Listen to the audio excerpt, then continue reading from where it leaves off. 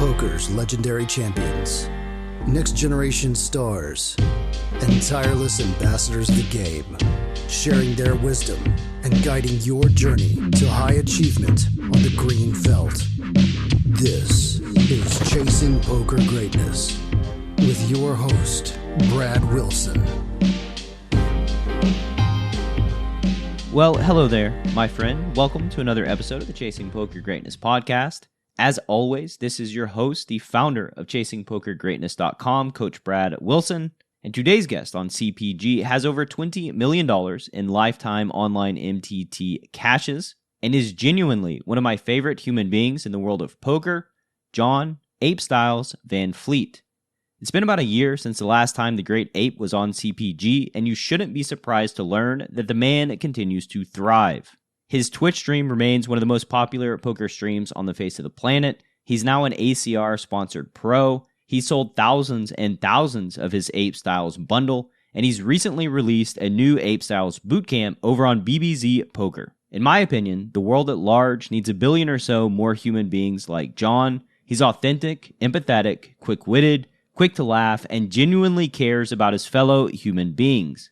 You probably don't want to see him sitting at your poker table, though. With that said, in today's round 3 conversation with Jon Apestyles Van Fleet, you're going to learn what on earth the Pocket Snails project is and why it's near and dear to Jon's heart, the only platform where the ape is a net losing player, with hopes to turn that around in 2022, how Jon deals with being live on stream during the amazing highs and gut-wrenching lows that come with being a poker player, and much, much more.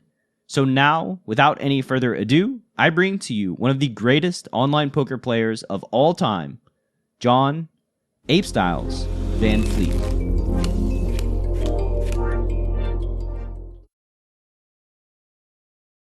Jon Van Fleet, Mr. Apestyles, how you doing, sir? Welcome back to the show. Doing good. Happy to be here. Yeah, I was checking to see because I was like, man, I feel like he was just like recently on. And I looked at the date. It was a year. Oh, it was a year? Because I feel like I'm on a lot. So I was just like, does he just like when he's like, I can't find anybody, I'm just gonna I mean, it's been a year, which is like quite incredible. It does not feel like it has been that long. It doesn't. So I guess at the beginning of our the last time we spoke, I was like just beginning streaming. You were, yep. Right. And I was like crushing everything, right? Yeah. Nice. Yeah, that was at the very beginning. And now I'm on like a 3-4 month, like just like downswing where I'm running like more than 3 big blinds per 100, EV big blinds per 100. Just like, I just cannot win all ins right now. You know, it's just crazy. Yeah. How much in Apestyles dollars is the downswing of 3 months? Like 3, 4. Oof. Yeah. It's like pretty big. Yeah. But I played 25Ks and 10s. So it's like 300,000 or 400,000 is like not like even close to unheard of. Like I'm totally within the realms of normal variance. Like there's a site where you can check. I think it's something dope. Prime dope. Yeah. And like there's where you can just put in your ROI, the average field size and what you're used to. And you see like there's all these like really big ones and nice ones, but there are also these ones that are like fuck your life. Like yes, for like 5,000, 10,000 games, just like it exists, right? Now, that being said, like I don't really like blaming variance or blaming like the downswings on luck.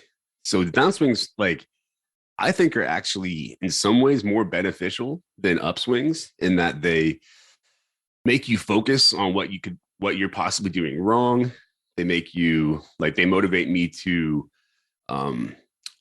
work on the things outside my game that I can control, like getting in shape and things like that. So in general, downswings are okay in that way, but fuck, man, I want to win some money. Yeah, we can talk about all the benefits of the downswings when you're in the downswing, and that's just like, yeah, we're trying to like, okay, we're gonna make it through. We're gonna things will turn around eventually. I know they will.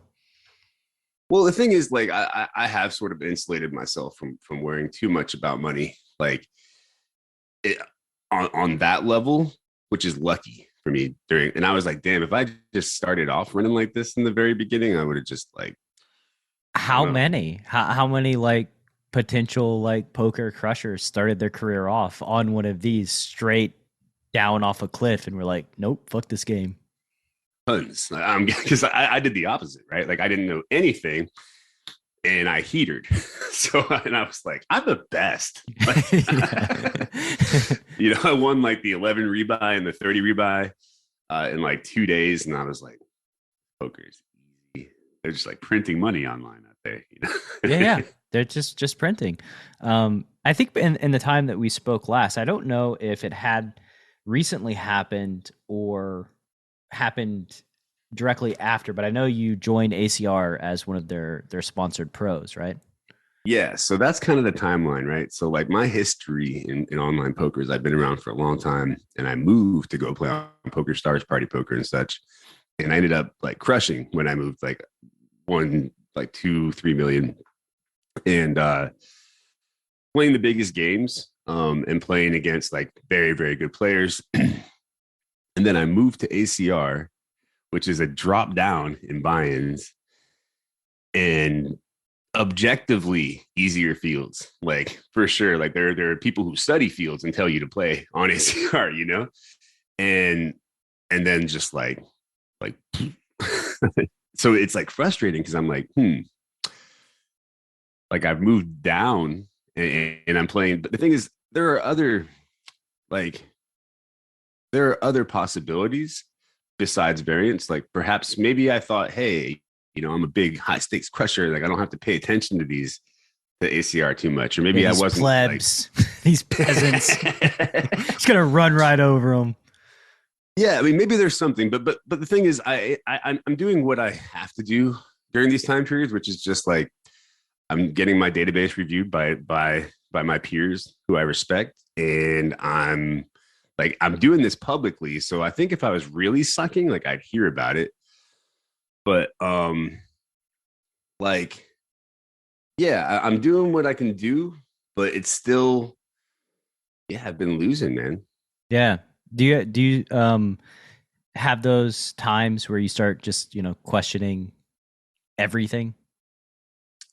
I think it's not a downswing unless you're a little bit questioning your confidence.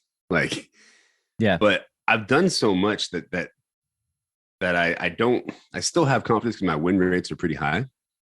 And I'm looking at everything, and it's really in my database, it looks like it's about the all-ins, right? Mm-hmm. But there's still always that nagging voice that's like, but like, what if the games pass you by? What if they just what if everyone knows what you're doing now? Because I sold this course, right? And we sold thousands of them. And now everyone's like doing my shit against me. So I'm like, maybe they figured me out, Yeah. So definitely you're going to have those thoughts on the downswing.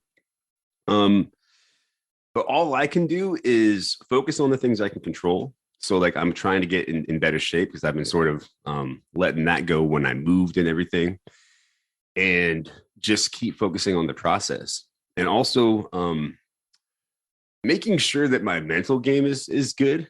Like recently, and it has been good, but recently have you ever been like on a bad run deep in a tournament and you just get that like crushing doom feeling where you're just like, I'm gonna get it in good and it's just gonna.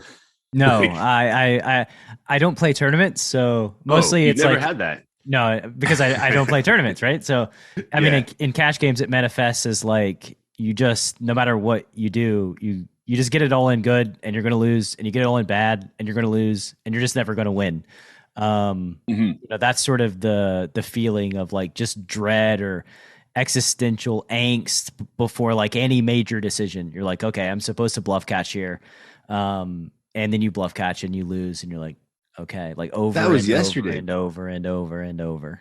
That was yesterday. It was like, oh, okay, I have the right combo. I just know I have to call this combo, and people never bluff. And moving on, right? Yeah.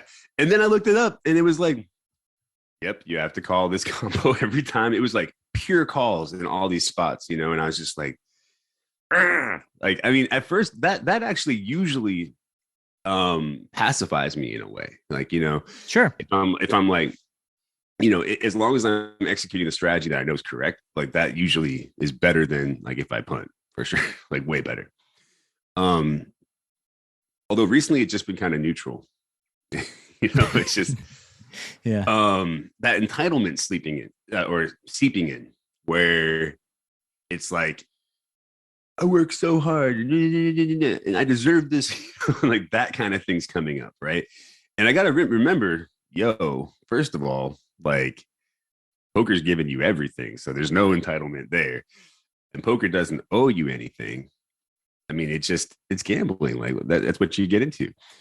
But for sure, that kind of stuff comes up, but it's useless, right?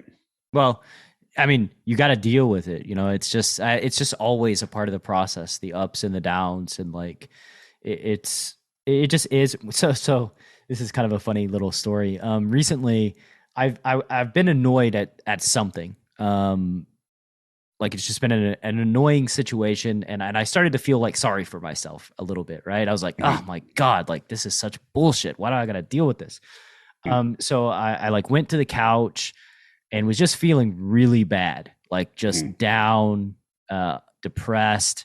And I turned on HBO Max, and they had released a new documentary, and it was called Life of Crime 1984 to 2020. So 36 years of following these three humans around. And so I just started watching it. And in my like just horrible mental state, when I read the description of it, I was like, oh, it's following drug addicts around for like 36 years. Just press play. And you're like, sweet. Yeah, I'm going to feel better about my current that was it. situation. That was it. Like, I'm just going to like, I'm going to anchor myself in like an alternative reality of like, holy shit, like this is like some real struggle right here, And oh my God, like it worked like a charm. I realized it was that, huh? It was that at the end of the documentary, I was like, holy shit, man, these people that like, they didn't have any chance.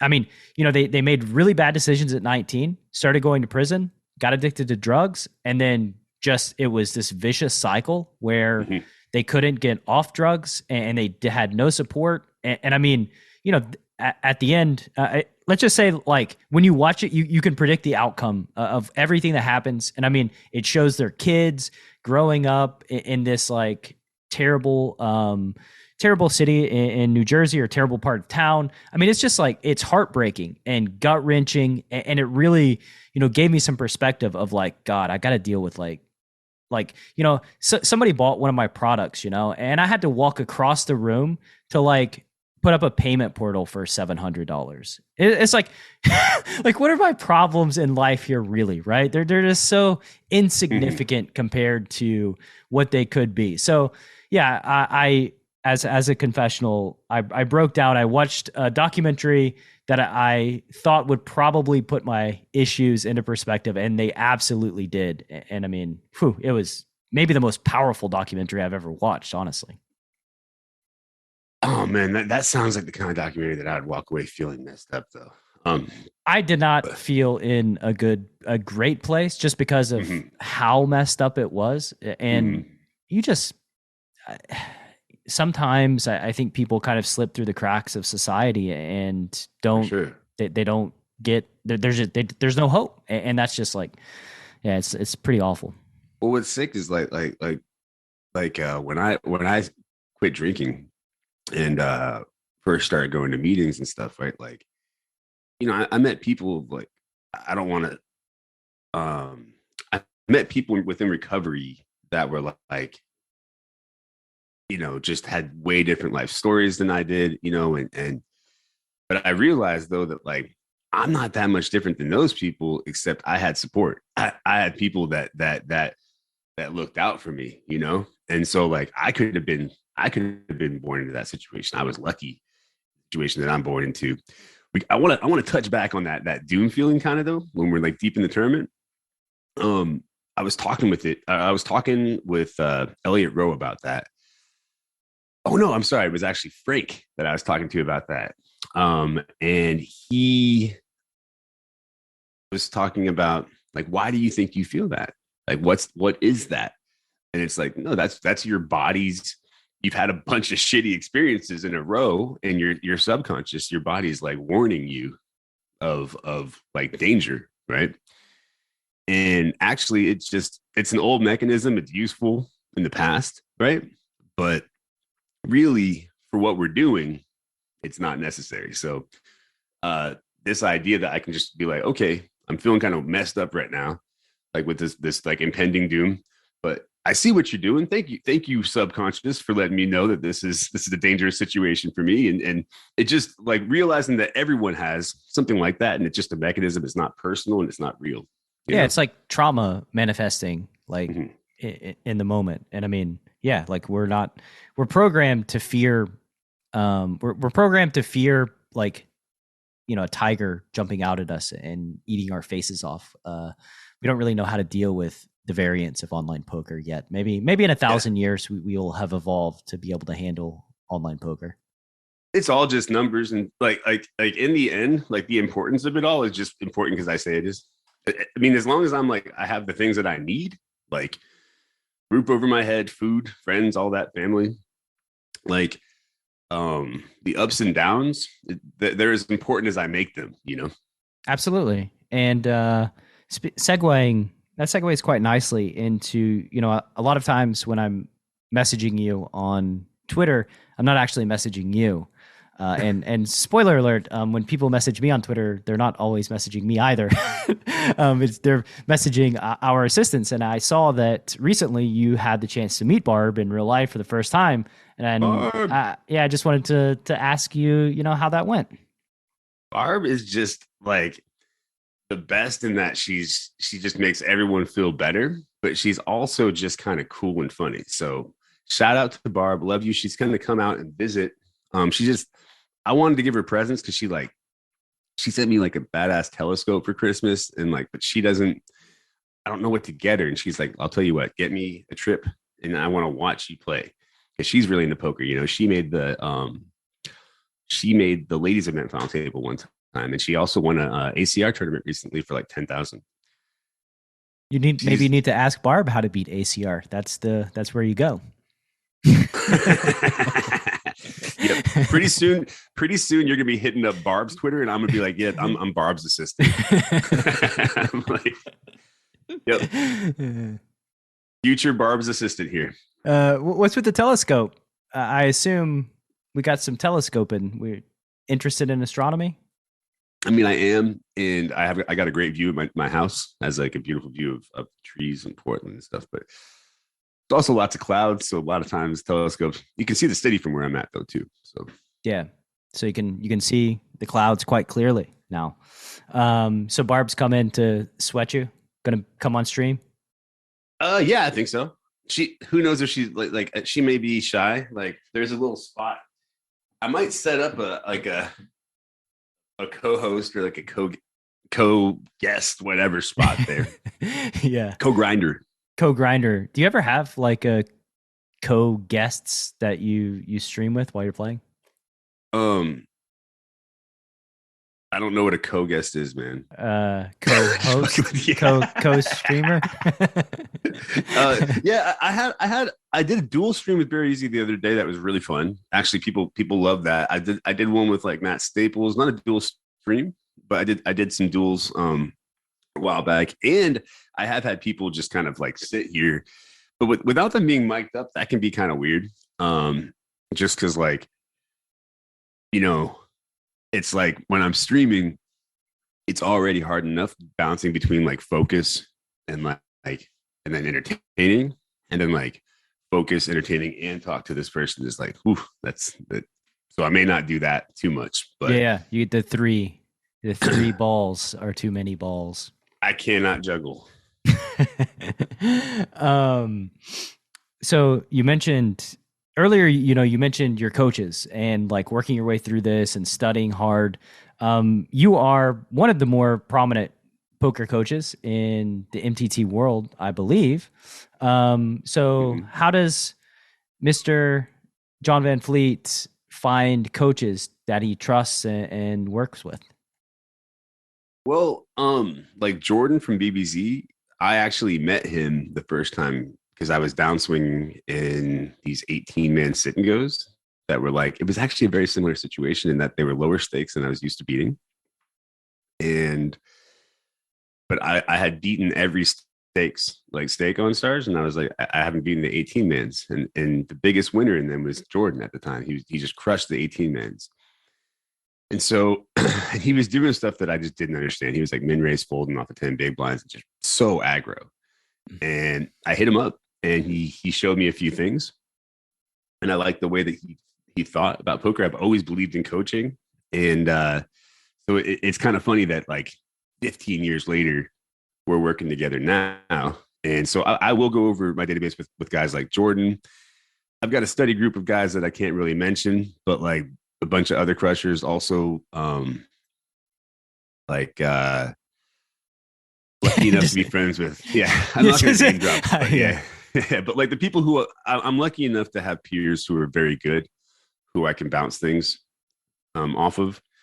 And it's not like it used to be where you like during my downswing in 2008, it was the same kind of thing where I would send my hands to everyone and everyone was like, no, you're thinking about the game pretty well. It sounds like it's even better now because I can look at solvers. I can, as long as my approach is okay. And that's what I like, but I can't imagine that it's not, because it tries to be objective. Can anybody imagine their approach is not okay though? Well, the thing about my approach, I think, is that I'll have a course that I've designed and someone else will have a course and we'll be teaching the same things and using different words because we have essentially the same method of looking at the game, which is solver driven, equity driven, like math driven. And there's more to the game than that though.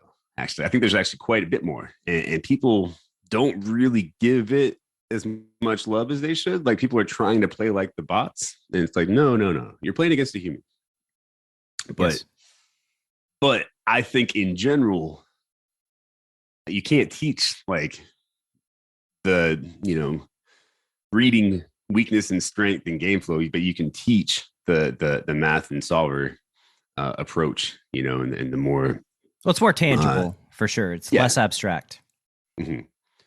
But there is more to the game. Like there are, you disagree? No, I agree. I agree completely. I don't disagree at all. I think that like there are available data points that guide us. And then there are also, so I went on this long, this daily, somebody posted in the village, my Slack community, about chicken sexers. And this took me down this weird rabbit hole. Chicken sexers? Chicken sexers, yes, in Japan. So somebody has this job where basically chicks that are a day old, they need to know what sex the chicks are, right? So they have people that will separate the males and the females, right?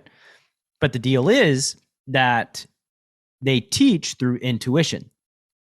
The person who's sexing the chickens do not know why they know a certain chick is a male or female, but they do know, and they are right. And they teach through experience. And over time, the people that they teach just watch them doing it. Their brain picks up on something like subconsciously, and they're able to do it as well without articulating why, which that led me down this like really, really long rabbit hole of just like what intuition is and the power of the subconscious mind, and really like trying to relate it back to poker in that way, because sometimes we do have those moments in poker where you have a feeling that you cannot articulate, and that feeling drives your decision. And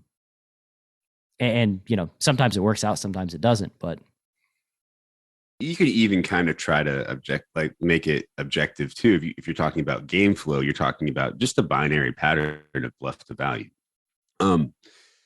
But I think that it may even be bigger than like this whole idea of like the feel guys versus like the math nerds. I mean, I think that that's actually sort of a false dichotomy, but I think that it's best to be as informed as you can be math wise, but also being very aware of the fact that you're against a human being that has biases, is doing multiple things at once, and is like without trying to telling you what they have quite often, right? Yes, I do agree that there are,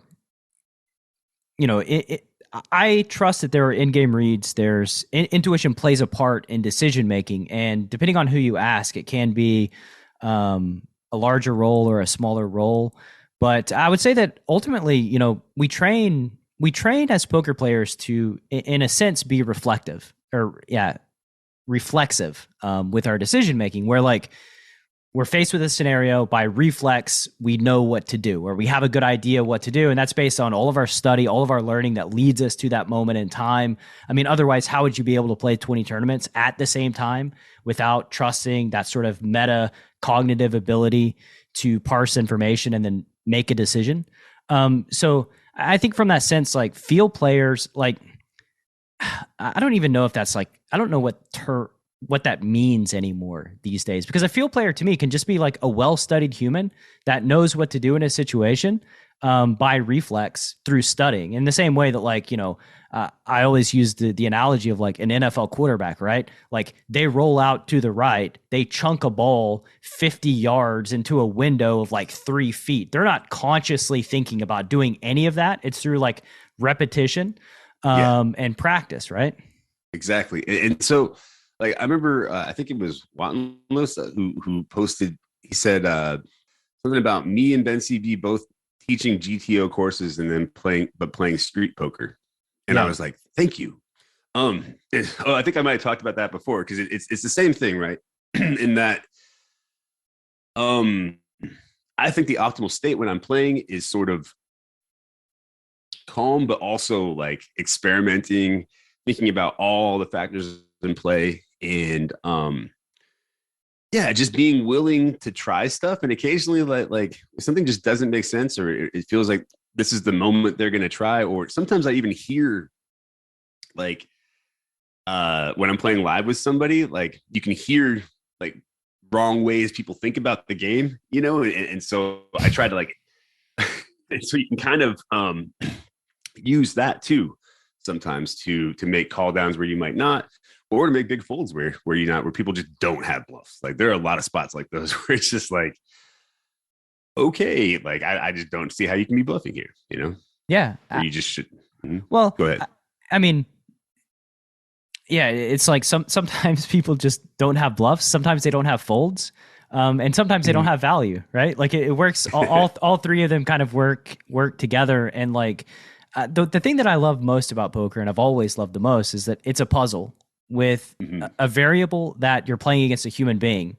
And what you said there about listening to what they're saying, right?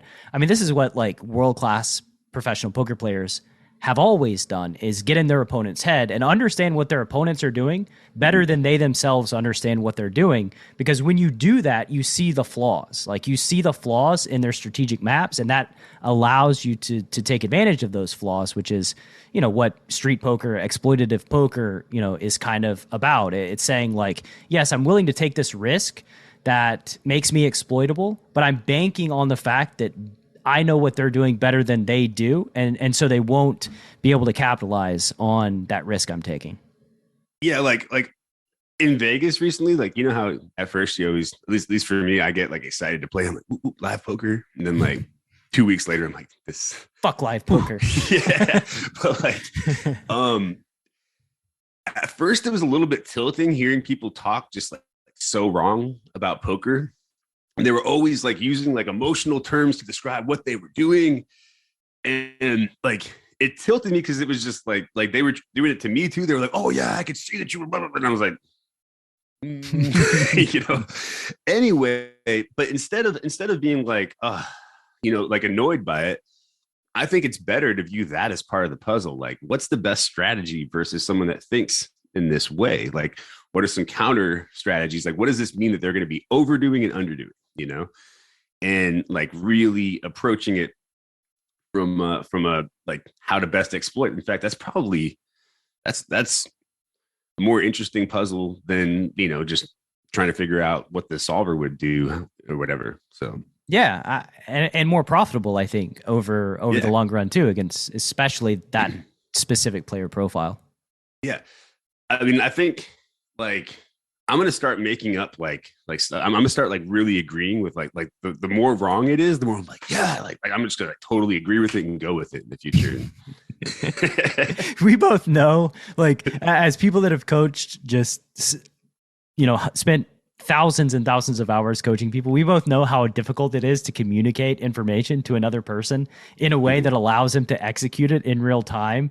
That, like, honestly, people get upset about like, oh, you're just teaching people how to play poker better, or blah blah blah. Like, why? And it's like, dude, you've probably never tried to teach anybody how to play poker, because it is exceptionally difficult to communicate concepts in a way that another human can actually use them while they're playing poker to upgrade their game. And it's exceptionally rare that anybody says anything at a live poker table that upgrades everybody's game around them. Oh, no. Like, I mean, okay, like, well, I just sat down at the table. Like, one of the first times I sat down this time in Vegas, and like a guy kind of whispers to me, oh, a guy raises from the cutoff. They do 3 bets. Cut off 4-bet shoves, like 40 bigs with ace king, button calls with jacks. I think it was ace king offsuit. And I shit you not, the guy to my right was like, ooh, he's like, that's a drawing.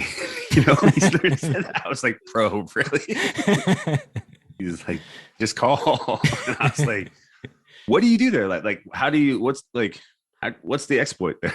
Because I'm just like, it was like such a normal spot. I was like, wow, probably that I can make this person fold, like in big pots. Yes. And when they start putting a significant portion of their stack in quite deep, it's probably bad news for bluff catching. Although sometimes really tight players have this is, I swear this is a phenomenon that happens more versus me than anybody else. I know exactly what you're going to say. And I've found the same thing. What do you call it? Because the way just going off like a rocket. I don't know exactly how to describe it. Like, honestly, like this is probably slightly offensive, but nit spaz. That's more precise language, actually. That's good. Because it just like I don't know. It's like they'll play like 15% of hands and then just run this like ridiculous bluff, and you're like, what? I think it's because they're just like, I've been so tight, it's my turn to win a hand, and I'm gonna make it happen. What's interesting, like in cash games, what's so crazy about it is like I can feel it coming. Like it's like I have a sixth sense. Like I know this person. I don't know why they're about to just go off like a rocket, but they do, and they have like the weirdest hand to do it with, which I think that like it's probably just some sort of intuitive read based on like how they've previously played their good hands, or their posture, or their body language, or their energy, or some other data point that you're internalizing. That's like, yo, this person, I don't know what's possessing them to just go crazy right here, but they're about to go crazy. Yeah, I mean, it's not like when you look at an amazing painting that is just like incredible, you can't really analyze it by any sort of objective means or anything like that. And I think that Spaz is this beautiful painting. I feel bad because I don't mean that in a derogatory way. It just like what's an interesting phenomenon. Yeah. And it it's like very true. Or maybe not with all super tight players, but it seems to happen like I'm like it just a lot of the times it happens when you're like, I mean, I'm supposed to call this hand, I have to call this hand, but you're so tight, but I'm just gonna call anyway. And you're like, what? Yeah. I've looked at a lot of data, and I can say definitively I have yet to find any spots that have no air composition. Like I found a lot of underbluff spots, but like somehow, some way, in every single scenario that I've looked at, there is some portion of air in that range. That word never, you better like never say never in this case, because I remember I got tilted because the guy bet 1/3 on the river, and he was like, he folded just a very clear call. And I was like, dude, it's part of your range. Like I'm like, listen, he's betting 1/3 pot. He's risking 1 for 3. That only needs to win 1 and 4. So we need to defend like 75% here, right? And he's like, but he's just never bluffing. And I was like, and in that hand, of course, he wasn't, or I don't know, he folded, but we wouldn't know. But like, I was like, hey, let's go into your database and see if that statement is true. We're just going to filter for less than third pot bets and see how often it's true. They were bluffing like 40% of the time. It was like super high.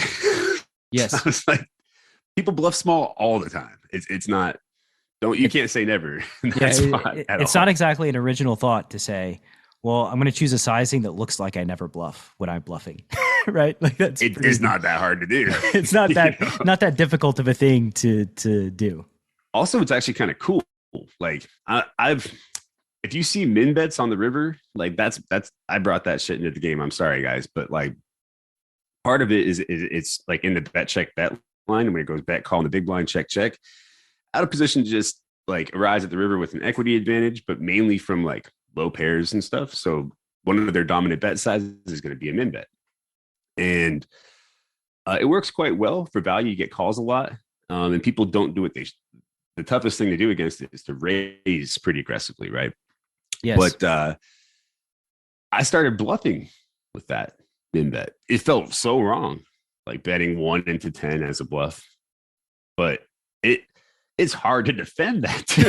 Yes. Like, it's really hard to defend that because like there are some parts of your range that you're just going to feel stupid doing something other than folding with, right? Mm-hmm. So anyway, I went off tangent. Yeah. I don't know where you went. You got blood drawn out of you today, and so how did that go? By the way, we okay? Is that something? I think so. Yeah. I mean, I'm like, whoa, man, I'm dizzy. Yeah, you're dizzy. Need some food. Yeah. I mean, sometimes I do get going when it starts when it comes to talking about poker, for sure. You survived Preflop boot camp. You've shot the fish in a barrel. Now, prepare yourself for the feeding frenzy.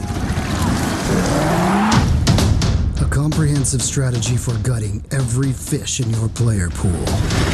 Data-driven hero bluffs, light call downs, and perfect value bets that are maximally designed to hurt some feelings. Feeding Frenzy. Available now at chasingpokergreatness.com/feeding frenzy. All right, so we're back from an impromptu poker excited break discussion type thing. Basically, we decided that when we're talking about the river donk, we're not referring to like we're talking about check call. Well, actually, you were talking about like a crazy spot. Yeah, but cash, cash games. It was like a super deep spot with like the 7th bet going in the pot, which I don't know how often that happens in MTTs unless it's like the first level. Yeah, you started talking. I was like, wrong dude, all in preflop. Yeah. All right. Actually, that's actually a focus of mine going forward is 100 big blind play and 200 big blind play. It just like when Sims first came out, I was like, I'm a tournament player. I'm just going to run all the 50, 40, 30, 20s, 15, 10 just to see the nuances. And there are nuances between those stack sizes. But I still can like kind of suck sometimes deep stacked. Especially because like 50 bigs, there are some hands that you start betting big and getting in with that you actually don't with 100 bigs, so there are different thresholds for getting it in. And I make mistakes 100 big blinds deep for sure. Absolutely. It's a different game. You give me 20 big blinds and I am like, I feel desperate and like, holy shit, I gotta like get this money in ASAP, or I'm gonna whittle away to nothing. Like I feel just like in total desperation mode and completely uncomfortable. I'm like, this is my office. We're just hanging on by a thread. It's that's tournament life. Yeah, I don't like the threat. Get me up to 100 big blinds where I feel safe and comfy. You All know, right. like I'm I respect that, and I think probably for a professional, it's probably the better way to go. I think you have to be a certain kind of crazy to do MTTs for a living because, like I've said before, I've been doing this for like 17 years, and all of my years, except for a couple, have been six-figure ones, including the losing ones. You know, and it's not it's not that fun. The downswings. Well, from the cash side, the upswings are nice though, right? And I've never had the feeling of like a giant MTT score, but I've heard that they're quite nice. But like, I remember probably a 5-year stretch where I think I had like 3 losing months, and one of them was like break even playing cash. You know, just it's just like nice and steady. This fucking guy. Um, yeah, like MTTs, you're on any given day, you are a dog to win money.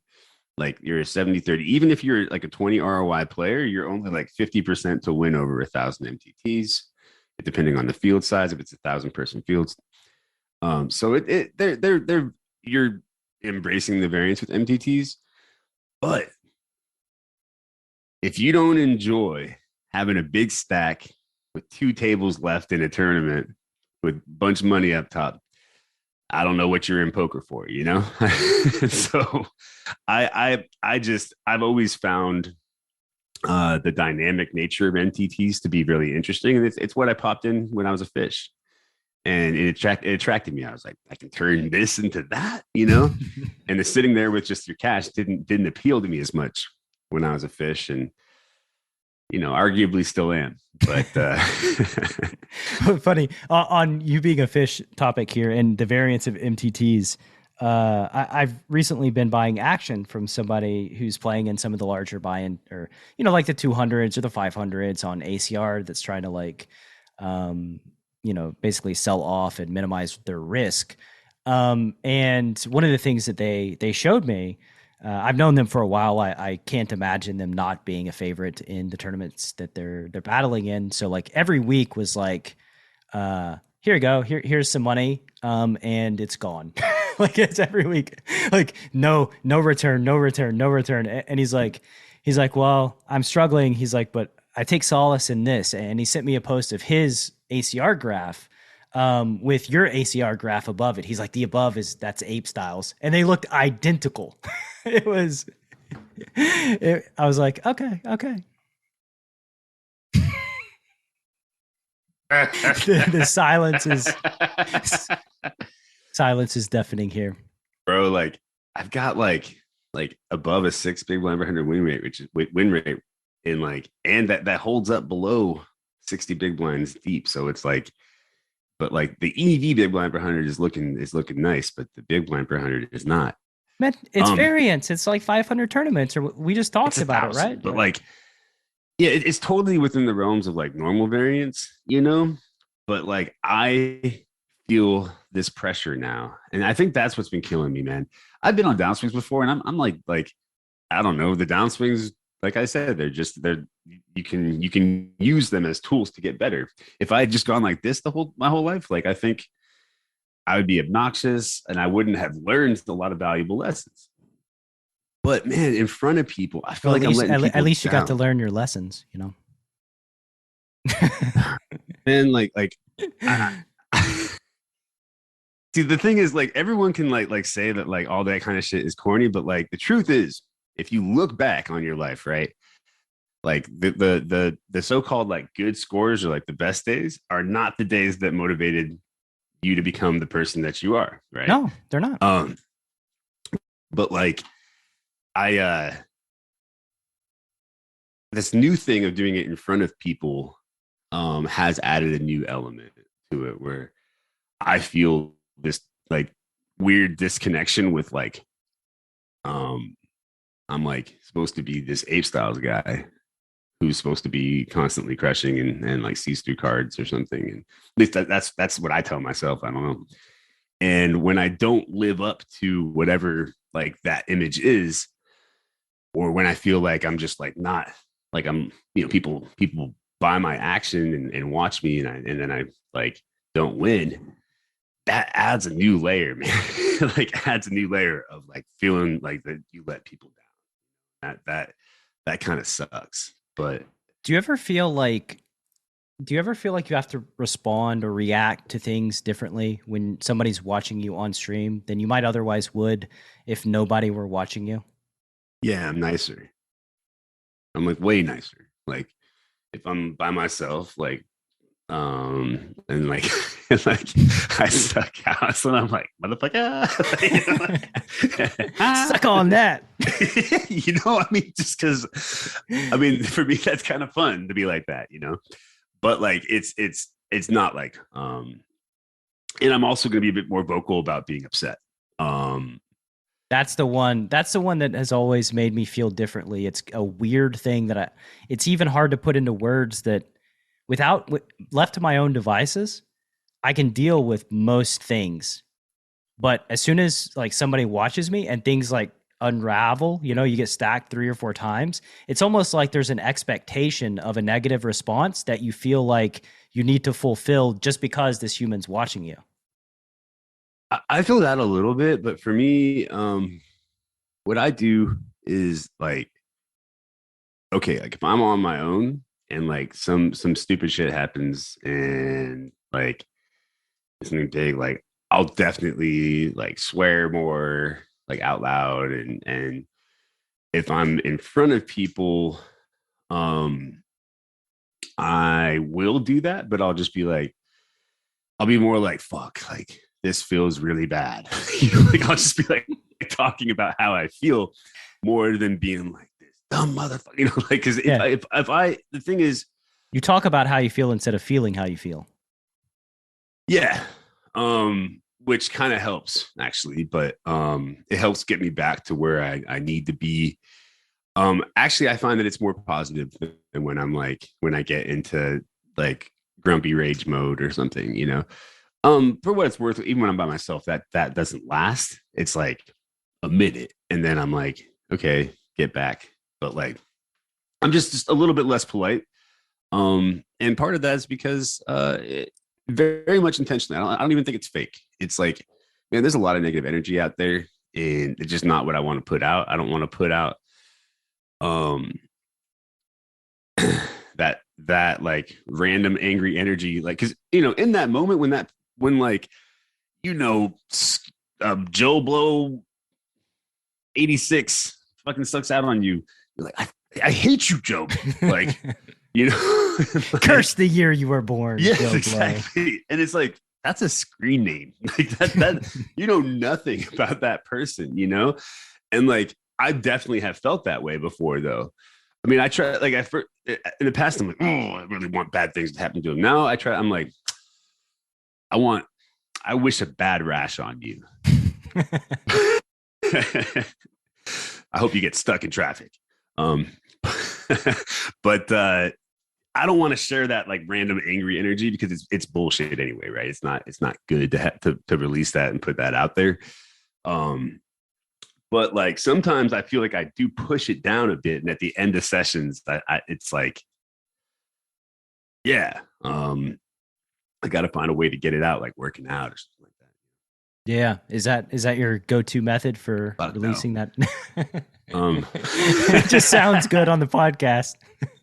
Well, like listening to music for me, like, and like working out is the ideal, but like there's like to say that, like, yeah, the thing that I do after a bad session is workout is like, I wish I was like that kind of human. Like, I eat a full ice cream cake by myself. Exactly. And adopt 4 kittens. We're double calling Pizza Hut and freaking Dairy Queen or something, Nah. Although, I got a kitten last time. No, I didn't know that at all. It's like after my big run, where I got 9th place and I got like 90K was million for first. It was on stream, like 5,000 people were watching. It was crazy. I actually didn't get a kitten in response. Like there was a kitten that needed adoption that I agreed to get, and I had to keep pushing it back actually, because I kept day 3ing and day 4ing, and then I finally got this kitten. I was so exhausted after 4 days of streaming, and I got my kitten, Luna / kitty cow cat, and she just fell asleep on me the first night. And I don't know, man. Like I'm not even like this is a little bit embarrassing, but I got teary eyed. Like I don't know. I fell in love with her, so I'm like obsessed with my cat. Like she's crazy, but like it was just like right after all that emotion. And then like getting this baby kitten, I feel like I got that imprinting, you know, when you get a kid or something. So like, I swear, like if you come for my cat, like I would hurt a human for sure. As it should be. Yeah. Luna makes stream appearances. Oh hell yeah. She's got an emote and everything. We got Taco now too. So you have another kitten as well. Oh, Taco's the dog. Taco's like a big Taco's like a cat dog, and Luna is a dog. Like she's like a dog Taco cat. is exactly like she's like super like wants to play and is like and Taco's like just wants to like sit in your lap and doesn't want to go outside or anything. So it's funny.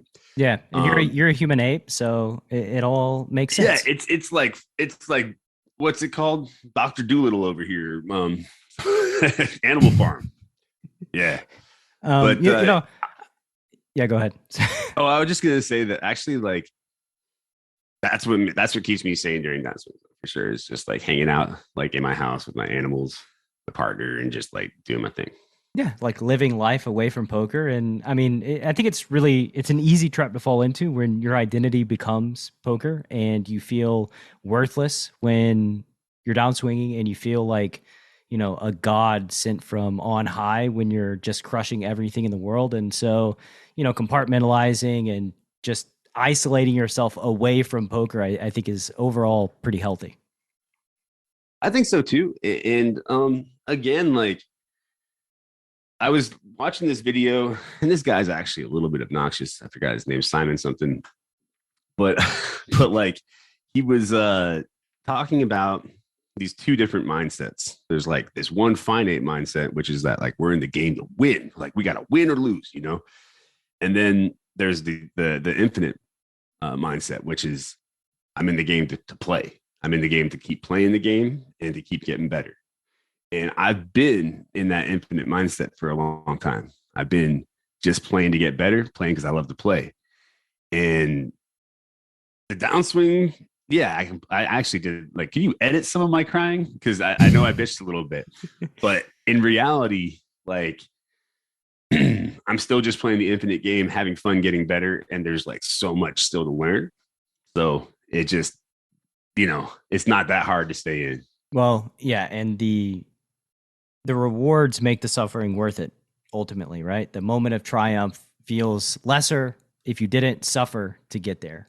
So true. However, I would say that most of the time when I win lots, I'm like, this doesn't feel as bad as good as it felt shitty to lose. Like, I'm like, where are the balloons? You know, like where's like, I'm just sitting here 8 hours in my computer, you know, but like, then, it's relief, man. It's relief when that graph that's going straight down goes back. You're like, oh, thank God.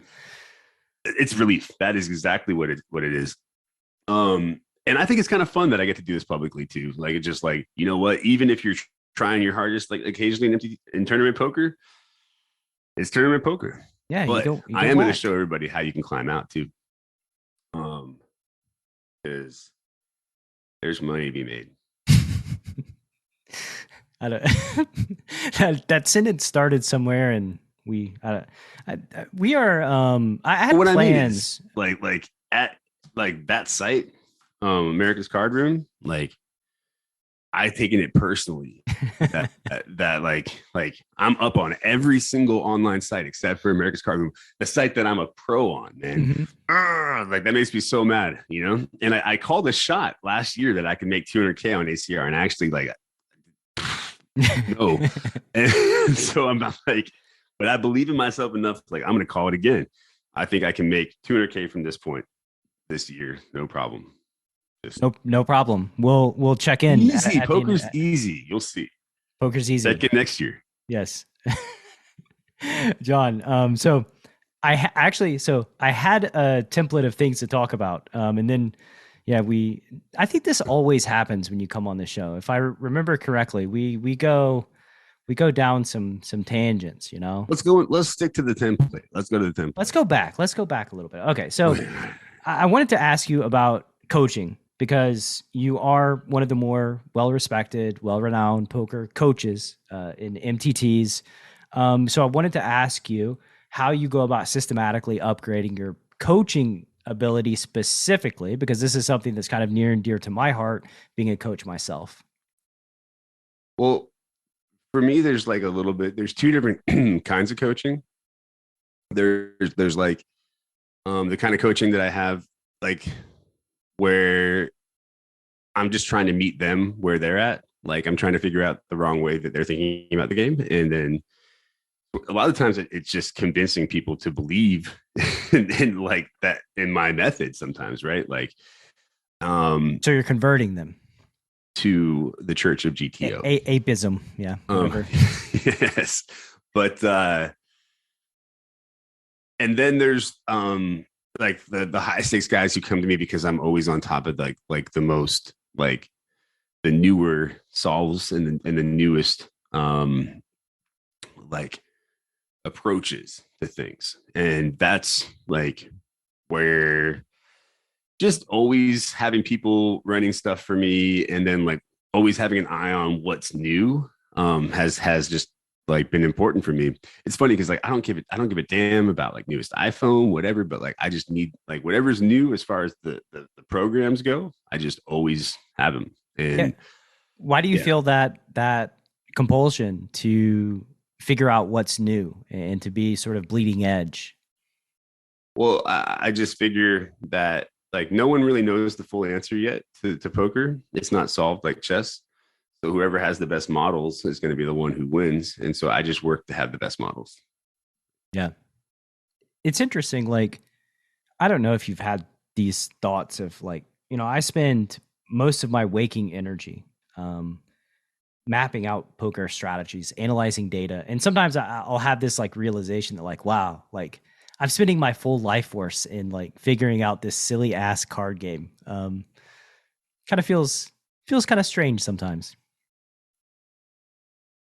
I think I had those thoughts like more like 10 years ago, and I'm like, all right, so this is like what we're doing. We're just putting everything into this. But like at this point, because I have sort of an encyclopedia of work within poker, like I kind of view myself like, this is just my life's works. Like, this is my profession. It is your life work, right? And mine too. It just is my life's work. Mm-hmm. And I'm actually like pretty okay with it. And especially now that I've heard like through the stream that people have benefited from my courses and from working with me, that's actually like kind of keeps me in a good mood too. I was thinking about that the other day. This is man, when I was like, sometimes when you're running down, like when you're running bad, it's really easy to like look at even your friends when they're on, like when they win big, and kind of have mixed emotions, kind of like, hey, you're jealous. Yeah, for sure. You have that jealousy. And I noticed it even when I was in Vegas, like a couple of my friends were in deep runs. I was like, I don't want to go watch live poker. Like, come on, man. And I was like, dude, you got to stop. Like, I've got to change this kind of small, petty mindset, And I realized that like everyone's like, almost all my friends have gone, or the people I was hanging out with have read my books, bought the bundle, like bought my products. So like when they win based on like my knowledge, I'm winning. You know what I'm saying? So I need to just like every time a student of mine, anytime someone like that's a good friend of mine wins, celebrate with them. And then I'm always fucking winning. And I was like, hell yeah, that's a much better way to look at it. Right? Absolutely. And I mean, when you're running deep, you want those guys there cheering you on too, right? Like 100%. Also, I guess like I had kind of like a withered perspective about live poker because like, you know, all the 12ths and 20ths and stuff. And I'm just like, live poker, so slow. And so I sometimes get like that. I know for a fact that if I had like the first, like a couple big wins, I'd be like, you know, I'm kind of a live guy now. But no, like I definitely had those feelings, a little bit of like jealousy, not even jealousy, just kind of like over it feelings. And I really, and then when I saw them, I was like, no, I don't want to feel that way. I think I'd rather be in a winning mindset where I just, you know, stoked for others. Yeah, Better way to be. it is. It's a better way. It's a way to be a better friend as well, you know? Oh yeah. And like you said, you get to win more often when you're cheering them on and you know, you've influenced their poker trajectory as well. You don't know how much I hear it. It's actually like, I don't know. Not throughout my life. I don't know.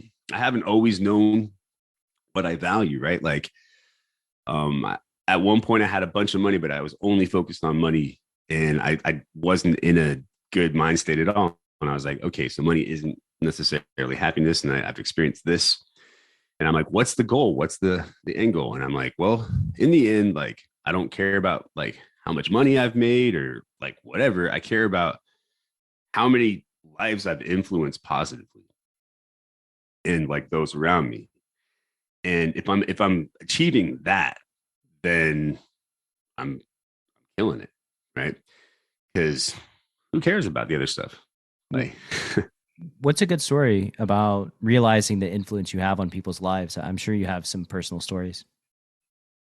I mean, the other night somebody said, because I was going through something, like I was like going through it on stream, and I was like, then I kind of talked myself out of it. And somebody said that I whatever the way that I spoke convinced them to not kill themselves, not end their own life, which was like, whew. To be honest, that actually hit me like real hard because I thought about a lot of my friends that I wish that I'd had that. But I mean, that was huge. But like all the time, people come to me and tell me how I benefited them, and man, I don't want to talk about it because I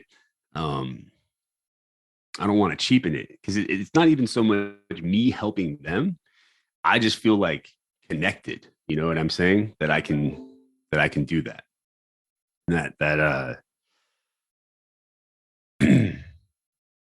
Yeah. They're just,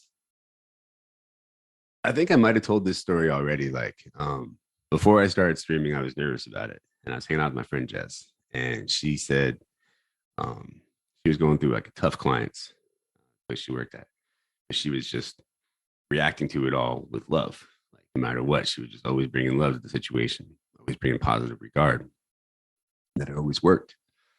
And I was like, the way that she said it with conviction, like it moved me. And I was like, I'm going to bring that to the stream. And if I do that, if I'm always just putting out good energy like that, if I can, like, there's like, hopefully that'll be what comes back too. And like, I think the universe needs more of that. So, yeah, it has worked out that way. And, yeah, I hopefully can just keep doing what I'm doing. Yeah. How does it feel to make that kind of impact in somebody? Because I mean, that's like quite a major impact. And I know you're a humble guy, and so, you know, like you said, cheapening it or, you know, fully taking the credit or whatever it is.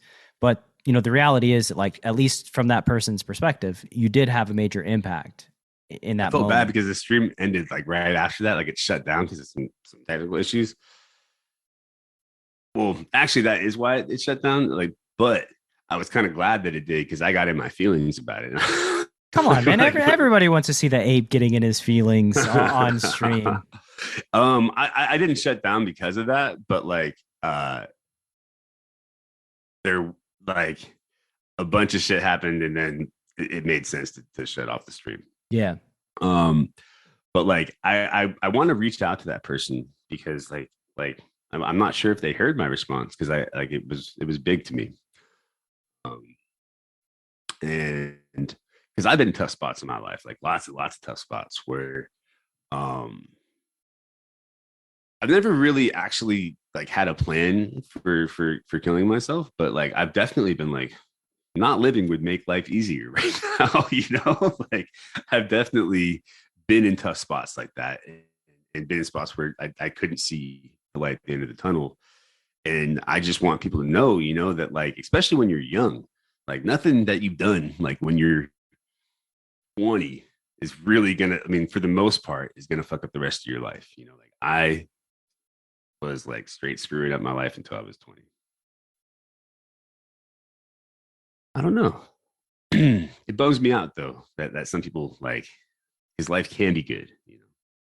Yeah, and I think that through each stage of our lives, at least in my experience, the human being that I was at 20 is not represented. It's not represented by the human being that I am now at 38, or when I was 25 to 35. Like it's just an ever evolving and changing, and you really don't know what your life will look like in 5 or 10 years, or what kind of human you'll be. Yeah, I mean, I'd like to think that like 20-year-old me would think I was cool, but I think 20-year-old me would probably think I was a little bit sappy. Like this dude, this dude's kind of corny. Yeah, but what do you think about 20-year-old you? Oh man, like get a fucking job, kid. Yeah, fair enough. Exactly.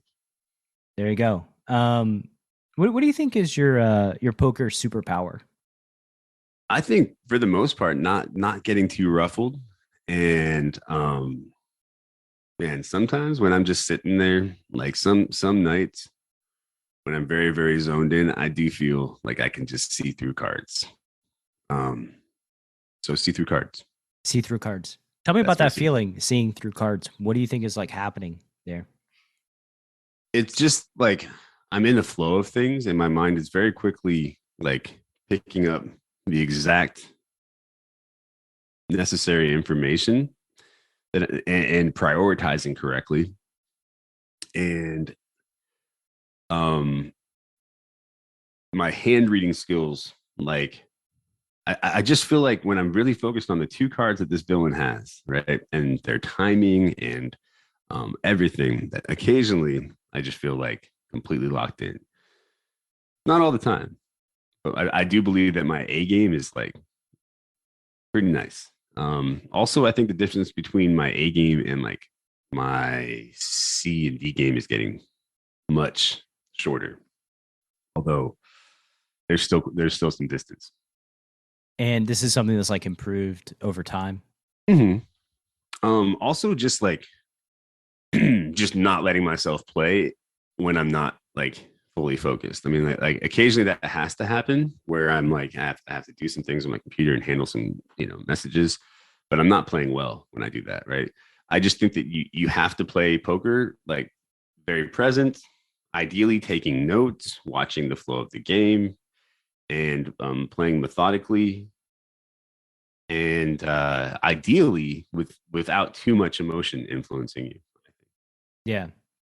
It's interesting too. Like, I think maybe eventually we'll be able to scientifically break these things down, but just being able to trust that inner sense, I think that trust of, our ability to just cognitively prioritize the right data points and then act on that trust in the moment, regardless of kind of what happens, is such a vital skill to a poker player. Because when you stop trusting that little voice inside your head, you just, in my experience, my play always goes downhill. Like whenever I'm like locked in the zone, I'm folding hands that just feel like they are folds.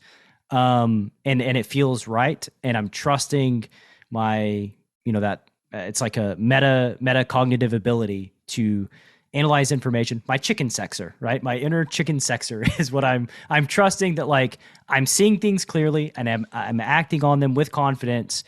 Like when that happens, I'm in my zone, and that's like the highest level that I play at. Mm-hmm. It sounds like we experience fairly similar flow states. And I think that if you talk to anybody who's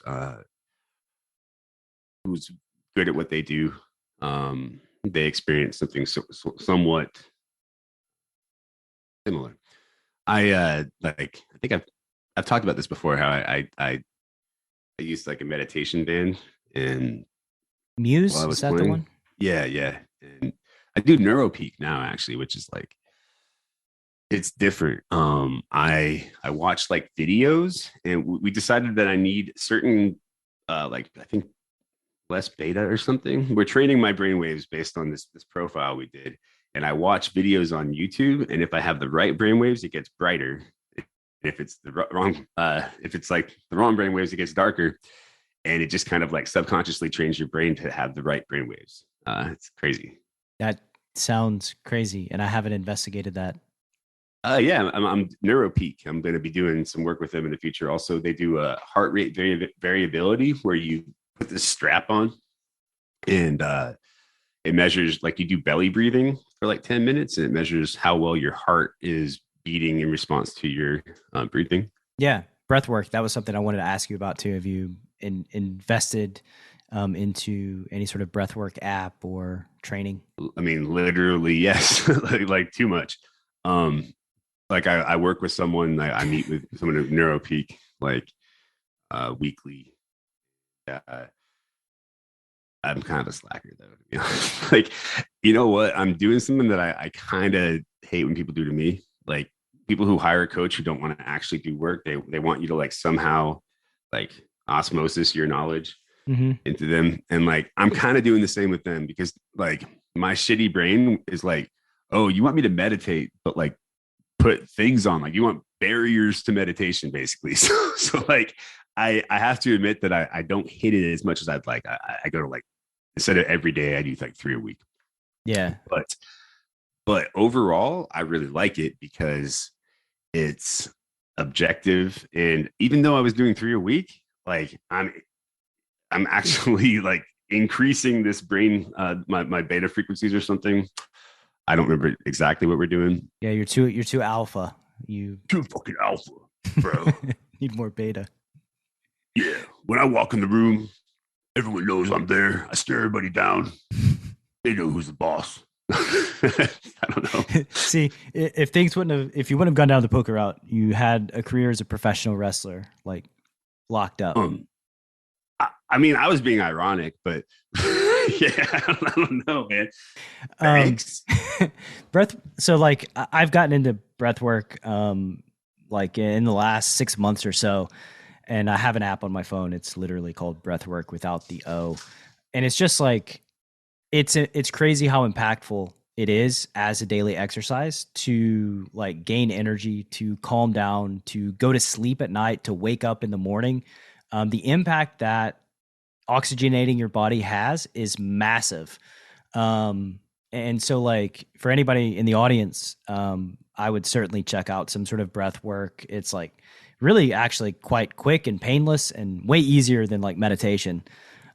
Just like a couple minutes, you do a guided breathing exercise and then you're done. Yeah, my goal this year is to get into some Wim Hof stuff as well. There's all these things on the docket. And then Start slow, man. You know, get and the then 30 seconds, 1 minute.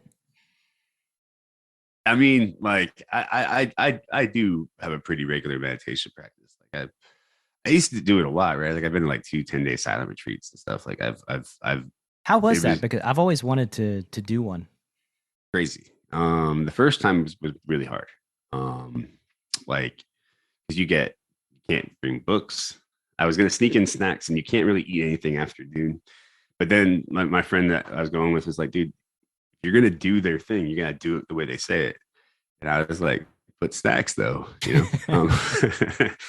But I didn't bring them in, and there were a couple things that were pretty crazy. Like, yeah, the first thing, like, you know, can't talk to anyone except for the teacher, and you just meditate all day, and you're doing these breath meditations. And for me, like on day 3, I just felt so bad. Like I felt just like so sad and lonely and just like, but I had no story for it. It was just like all this off, like really negative energy. And like, I went to the teacher and I was like, I don't know if I can do this. Like, I'm like crying and like, I'm not used to this at all. Anything like this. I thought they drugged me, even though I'm just drinking nothing but water and eating veggies, like, because I'd never felt anything like this. And the teacher was like, in my opinion, you're doing great. And I was like, what? And the teacher was like, well, when you do this breath meditation, you have these things that you push down, these sankharas, what do you call them? And when you do this breath meditation, it's like a drill and a chisel, and they rise to the surface. But once they're there, they're gone.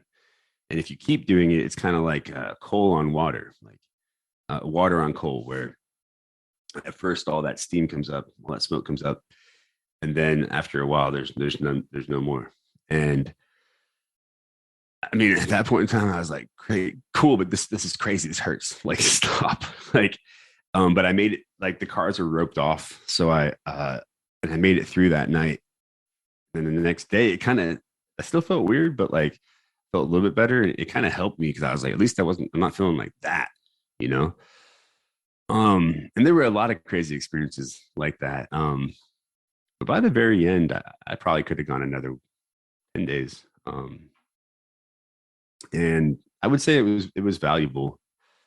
At the end, though, they say to meditate for 2 hours a day. Like, I've yet to meet somebody that actually keeps that up though afterwards. Well, yeah, because I tried. The people that do are meditating. When you try to talk to them, they don't have any time to get back to you. 2 hours a day is like, but they sell it. They push it pretty hard. They say if you do 2 hours a day of meditation, you'll have more energy. You won't need to sleep. Probably true. I don't know. So sleep is so integral to my mental health and my health in general that like it is always my priority. I think I always get skeptical when somebody's like, don't sleep. You only need 5 hours of sleep or 6 hours of sleep. Like, yo, you never seen me on 6 hours of sleep. You know, I am useless and I feel like trash and I hate everything. So oh, maybe I'm just you sacrificing. Just gave me such a nice opportunity to burn you, but I did. Nah, come on, man. We need. It was actually like kind of like too basic to go in. Like I used to grab more of those low hanging fruit kind of jokes, but now it's like, you know. I think like an hour ago, I called you obnoxious, or I implied that you were obnoxious. I don't think you caught the burn, but now obnoxious. Oh, man. I can't remember what you said, or the way that you phrased it. But God, it's out of my brain now. It was like just a silly, zing. A silly. We got some zingers here. Woo! And you pay me back by withholding your zinger and making me feel bad about releasing mine, not having the self-discipline. That's how you do it, man. That's the ultimate zinger, is no zinger at all. Outplayed. But yeah, I don't know. Actually, I like talking shit like with my friends and stuff. Like I'm like, but never like to actually try to bring somebody down. No, of course not. You pick on the people that you enjoy spending time with, and that to me is just like part of my life experience. Yeah, exactly. Although like I might have used to taking it too far. You gotta watch, you know. Well, but yeah. Yeah. So I guess since I didn't choose to make that joke, it means that I actually don't like you. Yeah, that's fair. And we come full circle. No, that was a joke.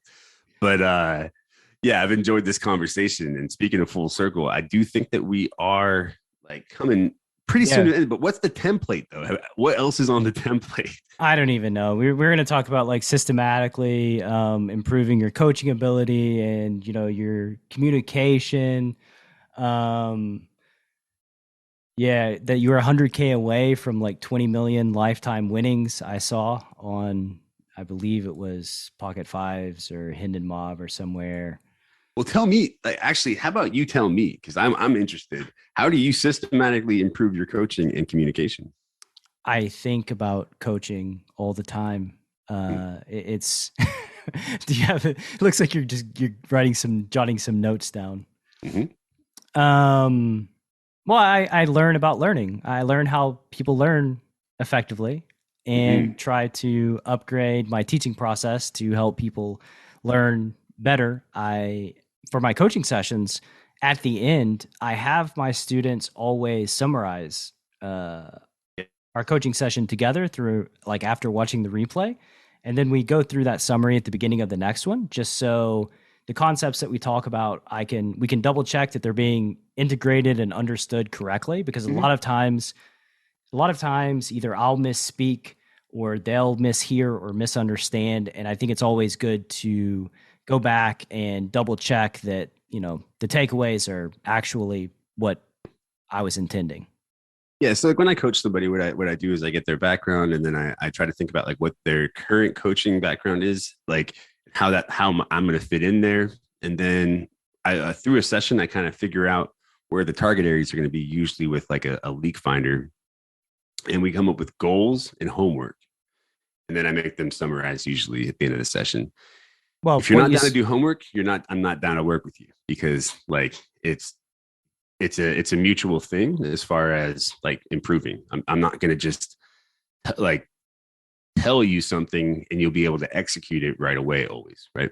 Absolutely. And so I like that idea of, I don't always check in on the homework though, because I need to be more organized on that. And I don't always start the next session reviewing, but I try to, because I keep records of everything. But yeah, you said something important though, is coaching people from the paradigm that they're on is what's most important. And I think, like, as poker players, it's a thing we get quite good at, is getting in people's heads and understanding how they think about poker. And really, that's the spot that you have to be in when coaching people. And yeah, it's funny. Like, I extracted myself from private coaching at the beginning of this year.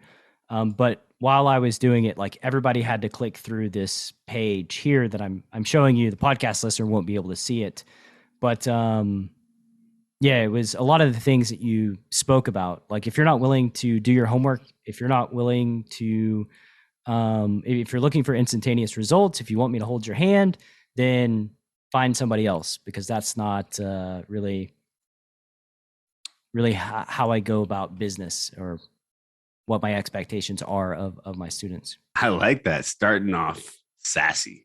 Hey, we're setting expectations, right? So that we can have a relationship that's mutually beneficial and that we're both happy with. I actually no, I'm with that. In fact, I think you send that to me, because I actually think I might do, like, I'll take out the last one, because I am pretty heavy with the solver work. I also like to gamify things though. Gamifying is fun. Gamifying is good. Like that's kind of I think that's how I try to keep things interesting. Also, just like when I use solvers, I'm not like, okay, you played like this, let's check the solver. I'm just like, I'm like, okay, so this is my evaluation of the hand. Based on these evaluations, these are my predictions. These are why this might change based on how this player's playing. Like here are the exploits. Now, based on these predictions, let's look at the solver and try to get the solver to answer our questions. That's, in my opinion, a more effective way than just kind of like immediately going to the solver to check, right? Yeah, for sure. You won't remember anything. You don't. That's another thing too that I'm learning about, is how to stifle the forgetting process, right? Because ultimately, like, that's something that's the thing that you want to ward against, is forgetting information that you communicate to other people. And so it's not always just about like making sure they remember it, but it's about making sure they forget less, or coaching them in a way so that they forget less of the information or the valuable takeaways. You just gave me an idea. There you go. You can. I'm going to get Barb to start sending them little like reminders of concepts and stuff. I'll bill you for it. Okay. Yeah. Just the best way to do it. I'll give you my email. Yeah, the email. The best way to go about it is I'll send you a book that I'm reading that I can't remember the name of it right now, but it's all about metacognition and that whole process, and like sending like a quiz of something that somebody learns directly after you teach it to them is one of the very best ways that they retain that information, because it strengthens the retrieval of process of the information, which is a vital part of the process. That's the thing. Yeah. I think, yeah. When I first started coaching, I thought it was like all about superior information and just like letting them know everything that I knew that they didn't know. Like that just like, I mean, that was, I mean, not a terrible premise, because it was just like, I'm trying to give you the value. I'm just giving you all this information. But like, I just found that I was just like talking over people's heads all the time. And then that's when I started realizing one or two topics, go in on them, like make sure they're understood, and then like repeat, like bringing up with them in the following weeks so that there's consistency there. Yeah, we're on the same page. Good. That's good to hear. And so from there, I don't know how long we've been talking. We got started a little late, but it's always great having you on here, man. The final thing before we shut down shop is, you worked on any projects right now that are near and dear to your heart? Yeah, actually I am. I'm one of those fucking NFT guys now. I got a pocket snails. Who isn't? Who isn't? Yeah, the story is actually pretty cool. I'll end with it. We took over. There was this other project, Solana Snails, that minted, and then the developers rugged with like $100,000, and all these poker players had them. I didn't have them because I didn't. What care. is rugged for the podcast listener that may not be familiar? Basically, they just ran off with the money. They stole the money after they made promises to the community to do things like for these snails, like shell swapping and stuff. And so the value of them just dropped. Yeah, they pulled the rug out from everybody, right? Exactly. To like 0.15 Solana. Solana right now is like 110. Back then it was 200. Or it's 120 actually now.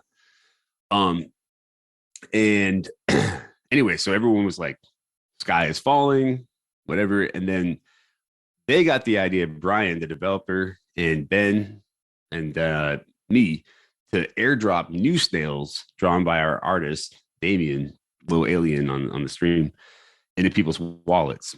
And since we've done that, we put these new snails in people's wallets for free, and we turned it into a poker project, Pocket Snails, right?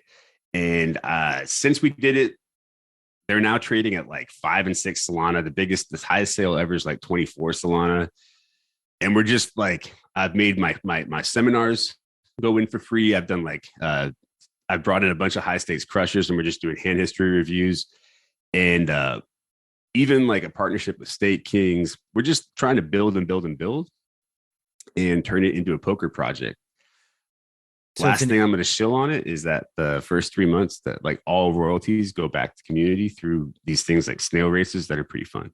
What the heck is a snail race besides like the never ending story? It's just like 10 snails lined up.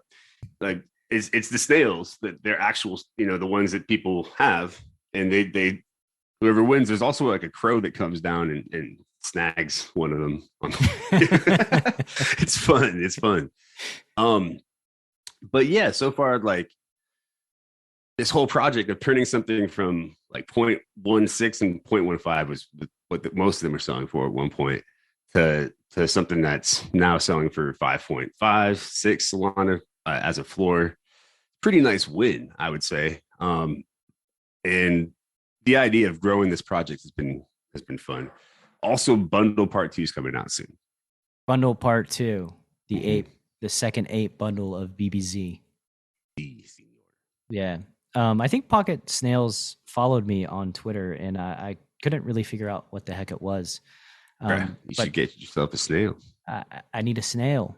You do. So just to correct me if I'm wrong. So basically when you have this snail, you get access to poker training because you have the NFT. Exactly. So when this NFT first came out, I was like, what is this? Just like a picture? Like, how is this valuable? And then when they said it was a poker project, I was like, okay, like I can do that. And so I've just been like, how can I make this project valuable to poker players? And that's what I've been tasked to do. So I've just been bringing my friends from different fields in. And it's basically training content, but I like what I see eventually is that it's more like a hub of great like poker and NFT alpha.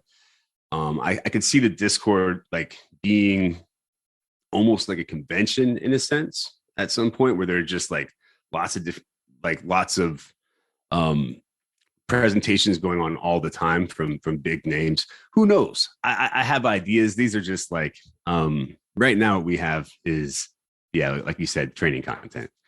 um I also have visions of like just growing. Like it's easy. We have all these streamers on board too. Yeah, that's cool, man. That's really exciting, and we need these projects to get excited about. Yeah, it's just basically like a poker project that's anchored with the NFT. And I'm involved in it. Man, like I'm not really an NFT animal guy. You know, Yeah, they're funny. component. I'm not really an NFT guy though. I spent like a few days talking to NFT people, and I wanted to kill myself. Like everyone was just trying to sell me smoke. I was like, stop. Yeah, I'm advising on an NFT project that is being they're partnering with the World Poker Tour, and it's like this avatar thing where there are actually like tangible benefits for having the NFT, which to me is like quite important. That like, Yeah, if you're going to spend money for something, then like there needs to be some sort of tangible benefit other than owning this like weird little JPEG, in my opinion. yeah, that's what we're doing exactly. Is that we made it. We have this partnership with State Kings now, where if you buy action on State Kings, you get a better percent, and if you sell action, you get a better percent. And we're just looking to keep doing stuff like that, right? And keep expanding, keep building, and adding value, which is cool though. So people are getting already 8 seminars a month from me just for like, and they get this asset that they can sell at a later point. So that's pretty good. Kind of, yeah, it's pretty chill. Like, yeah, that's and pretty good. We're gonna make it bigger and bigger. So yeah, I hate selling shit though, and I feel like that's. But the thing is, why do you hate selling stuff? I hate the idea of selling. I hate the idea of me trying to give you something that you don't need.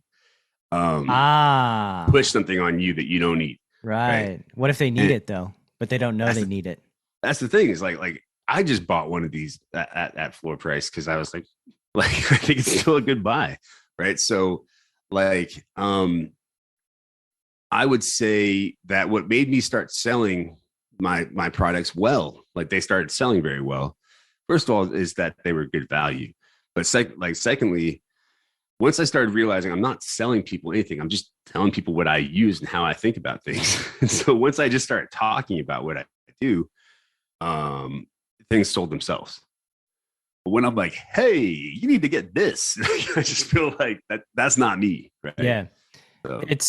It's one of the major problems I've had in growing my business, my brand, selling courses is like the selling aspect of things. And just basically the way that I frame it is like, if people are in my audience and they want to learn more about poker, they have a pain. And so like, if they have that pain where they want to improve and I have the ability to help them, not doing so is kind of like you go to the doctor and sit in the waiting room and like, they never call you back, right? You never get something to help remedy a struggle that you have. So sort of aligning what I'm selling with what I believe to be obvious pain points that I can remedy, which is basically just a long-winded way of saying like, I don't want to be manipulative.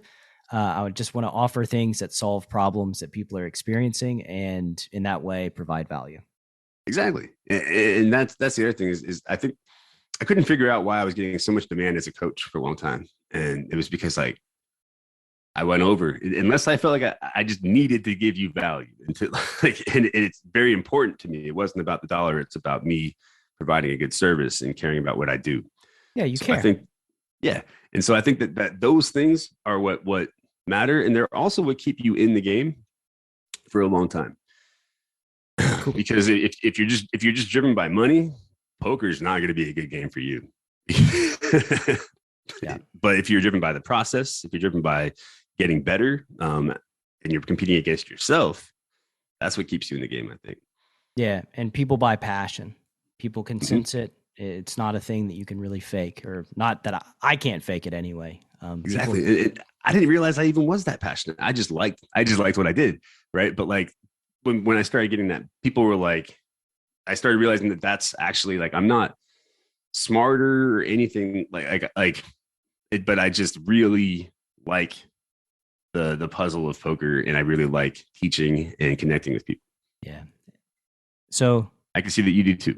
I do, very much, very much. Final thing is, if somebody listening right now wants to go hang out with you on the World Wide Web, where do you send them? Pocket Snails Discord, or Apestyles on Twitter, Apestyles Poker YouTube, BBZ Poker, BBZ Discord. I'm not that hard to find. Yeah, not that difficult to find, and watch him struggle throughout the rest of this course of this year to wipe out his ACR. There ain't gonna be no struggle. I'm just gonna be like, take care, man. Shipping. All right, good talking to you, bro. You too. Thanks for listening to Chasing Poker Greatness. You can subscribe on Apple Podcasts or on your favorite podcast app. Go to chasingpokergreatness.com to get the newsletter, join the Greatness Village community, book a coaching session, or dive into the latest data-driven poker courses. Follow the show on Twitter @CPG Podcast.